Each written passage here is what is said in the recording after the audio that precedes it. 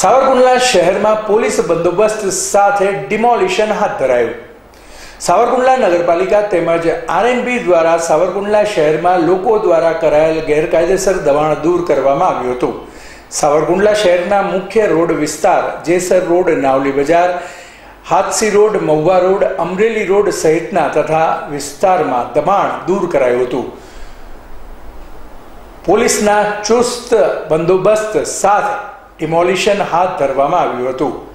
અહેવાલ જિગ્નેશ કરથિયા।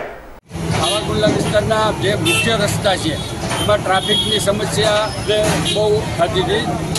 લોકોએ, વેપારીઓએ કોટલા, છજા વગેરે બહાર કાઢેલ હતા, કેટલીક કેબિનો હતી। ગઈકાલે રાત સુધીમાં લગભગ 300માંથી અંદાજે 250 જેટલી દબાણો એની રીતે સ્વૈચ્છિક રીતે લોકોએ દૂર કર્યા છે।